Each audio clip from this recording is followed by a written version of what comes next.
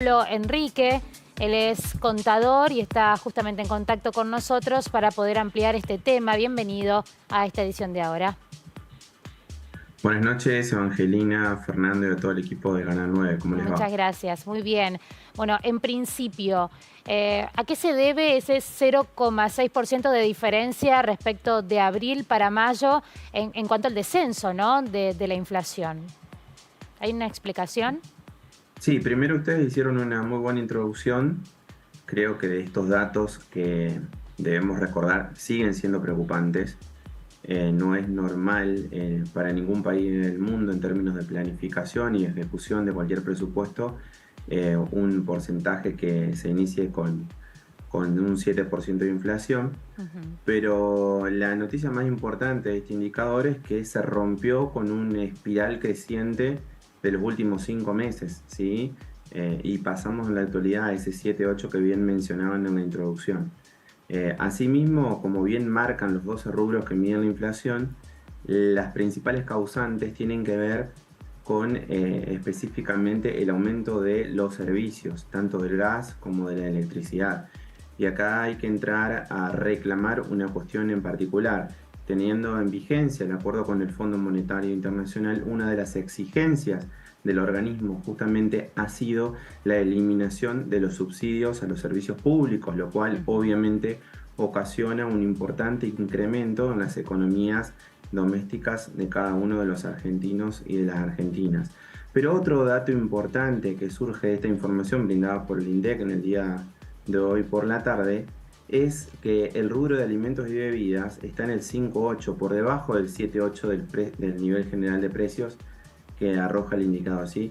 Recordemos que uno de los elementos de mayor incidencia en los bolsillos de trabajadoras y trabajadores de la Argentina, y no deja de ser un dato alentador que seguramente tiene que ver con el aumento de controles que se han producido en las últimas semanas por parte del gobierno nacional, pero sobre todo por un reordenamiento de la macroeconomía en virtud de algunas cuestiones que estuvimos charlando las semanas anteriores en temas del acuerdo con China para utilizar en el esquema de swap dólares específicos, reemplazar dólares por la moneda yuan, que es la moneda china, y obviamente aliviar el nivel de reservas que viene siendo muy perjudicado en el último tiempo, sobre todo en la Argentina, en este momento, donde como bien mencionamos en otro momento, hubo una pérdida de 20.000 millones, habrá Ujú. durante este 2023 una pérdida de 20.000 millones de dólares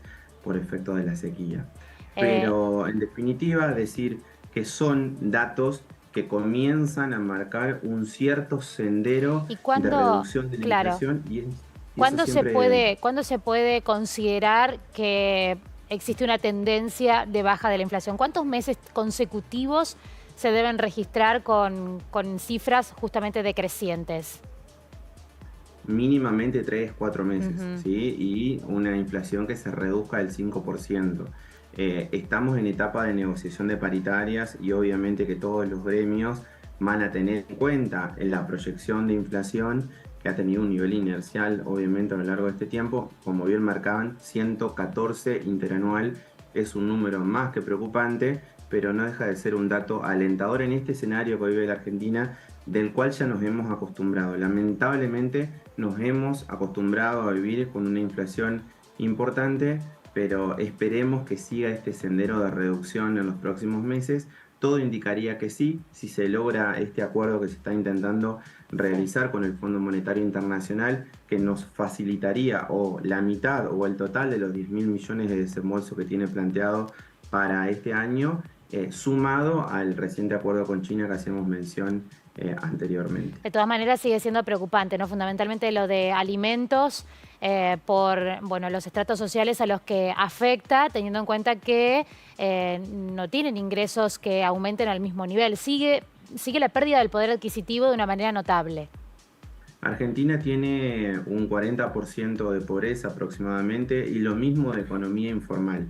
Aquellos trabajadores que están en el campo de la informalidad, que no están sujetos a ningún nivel de paritaria, son obviamente aquellos que más sufren el rigor del ajuste que produce la inflación. esperemos se tomen las medidas que hay que tomar para continuar con este sendero de reducción, pero esperemos también que en el próximo tiempo desde la Argentina se logren elegir alternativas políticas que se planten ante los organismos multilaterales de crédito y hagan valer el sentido patriótico que significa defender los intereses del pueblo trabajador de la Argentina de una vez por todas, para evitar continuar con este tipo de ajustes y de situaciones adversas para los bolsillos del sector trabajador del país. Contador Juan Pablo Enrique, muchas gracias por el contacto.